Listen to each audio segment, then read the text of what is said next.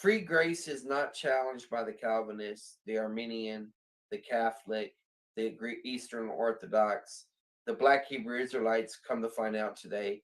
Free grace is not being challenged by anyone. Number one, people can't even articulate free grace without misrepresenting it, strawmanning it. Number two, free grace has demonstrated in every arena that I just mentioned that it has greater explanatory power. Okay. So free grace right now can handle a war on two fronts. It can handle an external war and it can handle an internal war. And the thing is that internally, right? Internally, it can handle it because in academics, you push up against another person within your own tribe or camp. You know, the way you're going to have champions is if you're sharpening your swords with each other and you're off. Let's be honest. Free grace is not challenged. New boy in the neighborhood lives downstairs and it's understood. He's there just to take good care of me, like he's one of the family. Charles in charge of our days and our nights. Charles in charge of our wrongs and our rights. And I see I want Charles in charge of me. Charles in charge of our days and Little our children, let us not love in word, neither in tongue, but in deed and in truth. All thy commandments are truth. Jesus is the truth. Jesus is our righteousness. Let no man deceive you. He who practices righteousness is righteous, just as he, Jesus, is righteous. This is this commandment. It's not a new commandment. It's the one you heard from the beginning.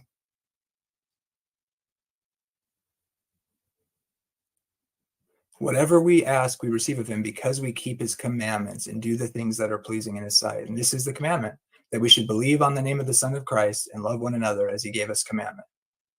And he that keepeth his commandments dwelleth in him, and he in him. Jesus said this in like John 14 and 15. If you keep my commandments, you keep my word, me and my Father will come dwell with you. And hereby we know that he abideth in us by the Spirit which he has given us. So keeping his commandments, having love, and believing on the Son are all they're overlapping and interchangeable, because that's what they mean. This is defining this for you. Beloved, let us love one another, for love is of God, and everyone that loves is born of God and knows God. That's why it says, hereby we know that we know him if we love him and keep his commandments. Because his commandments define love. Because the love of God is the character of God, who does not sin.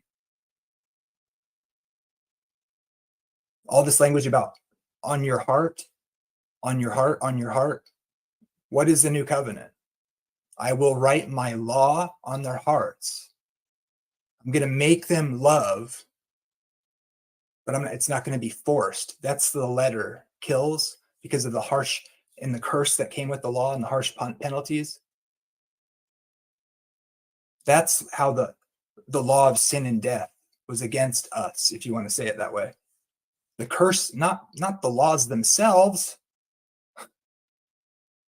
The penalty for not obeying.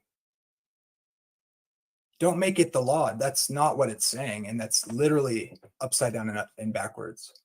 You can't do away with the law and then pretend like, it's like you might say it because you misunderstand what's being said. But if you believe in love, you have to believe in the commandments. You cannot love someone and be breaking the commandments at the same time. It's impossible. The commandments are not works in the sense that people think they are.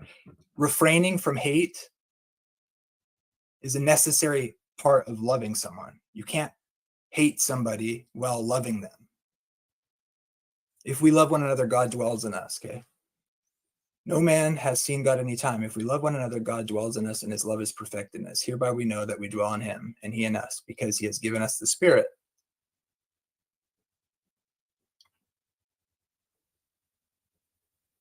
There is no fear in love.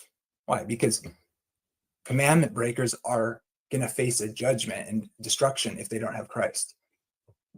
There is no fear in love, because when we walk in his love, we know that God dwells in us. That's how perfect love casts out fear, because you operate in the commandments. And that's why you fear God and keep his commandments.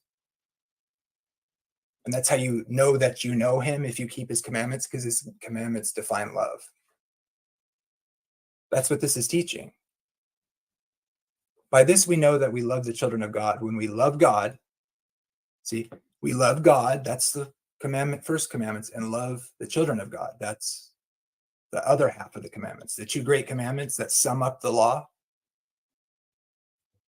This is the love of God. This is the love of God, that we keep his commandments. And his commandments are not grievous, are not burdensome. Love is not a burden. Okay, let's the debate would be something like, can a Christian live a full life without keeping God's commandments and go to heaven? Can a Christian live a full life after being justified and living a full life, go to heaven without keeping God's commandments? That's what I want to know. I say no. I say no.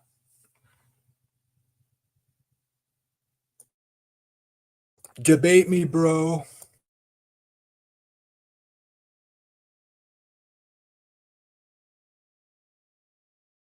New boy in the neighborhood lives downstairs, and it's understood he's there just to take good care